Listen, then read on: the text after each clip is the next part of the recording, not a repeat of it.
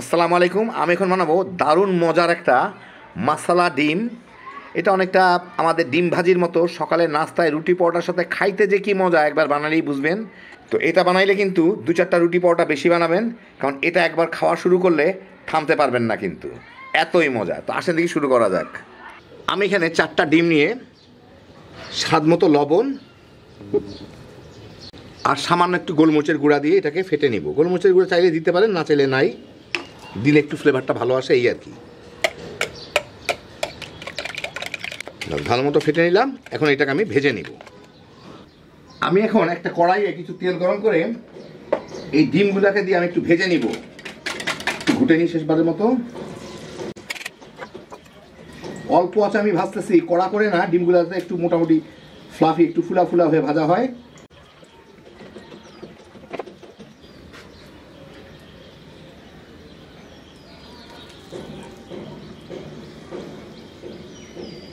এই যে এভাবে একটু সরাসরি দিলেই নিচ থেকে ডিমগুলো বেশ সুন্দরভাবে সিদ্ধ হয়ে ভাজা হয়ে হতে থাকবে।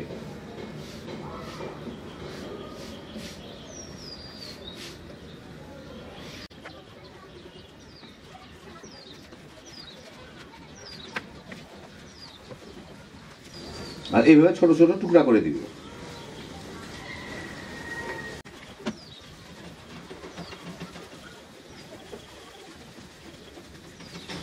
এই মিনিট 1.5-2-এর মধ্যে এই ডিমগুলো ভাজা হয়ে গেলে আমি এগুলোকে উঠাই নেব। ডিমগুলোকে ওই একই কড়াই আমি আরো 3 টেবিল চামচ তেল দিয়ে এখানে প্রায় আধা কাপের বেশি পেঁয়াজ কুচি আছে, ওগুলো একটু ভেজে নিব। ডিমটা আমি লো আছে ভাজতেছিলাম, এইটা কিন্তু আমি মাঝারি আছে ভাজতেছি পেঁয়াজটা।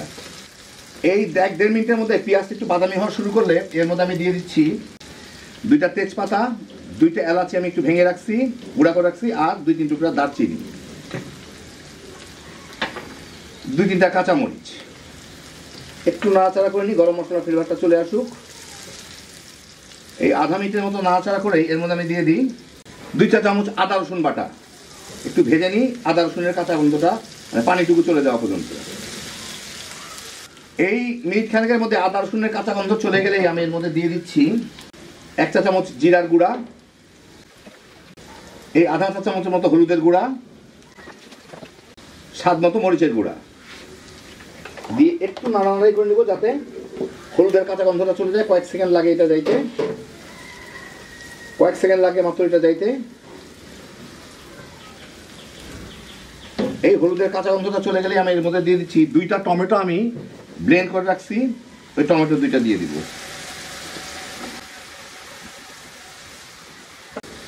টমেটো এটা ধুয়ে একটু পানি দিয়ে দিই, স্বাদ মতো একটু লবণ দিয়ে এটাকে আমি একটু ভুনে নিব। চুলার আঁচটা আমি এখন মিডিয়াম আর লোর মাঝামাঝি নিয়ে গেলাম। অল্প আছে ভুনলে ভুনাটা ভালো হবে।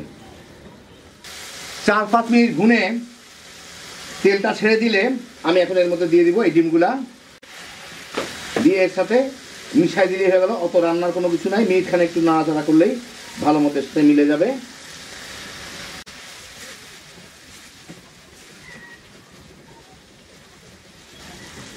এখন এর উপরে কেউ চাইলে একটু ধনিয়া পাতা ছিটাই দিতে পারেন, যারা ধনিয়া পাতা ফ্লেভার পছন্দ করেন। এর সাথে মিশাই দিলেই হয়ে গেল। বা চুলাটা বন্ধ করে দিই, হয়ে গেল আমার দারুণ মজার মাসালা ডিম ভুনা। আপনাদের আমি একটু পরিবেশন করে দেখাচ্ছি। তো এই দেখেন, হয়ে গেল আমার দারুণ মজার মশলা ডিম ভুনা। এইটা যে কতখানি মজা একবার বানালেই বুঝবেন। যদি নাস্তার জন্য বানান, 2-4টা রুটি পরোটা কিন্তু বেশি বানাবেন, কারণ এটা একবার খাওয়া শুরু করলে থামতে পারবেন না। সামান্য ডিম ভাজাকে যে এত মজা করা যায়, এটা না খাইলে বুঝবেন না। বাচ্চা বড় সবাই মিলা তামা তামা করে খেয়ে ফেলাইতে পারবেন। খুব কম সময়ে কম ঝামেলায় হ্যাপি জোশের একটা আইটেম। আল্লাহ আপনাদের সবাইকে ভালো রাখুন, সুস্থ রাখুন, নিরাপদে রাখুন। ইনশাআল্লাহ বেঁচে থাকলে আবার দেখা হবে। ফি আমানিল্লাহ।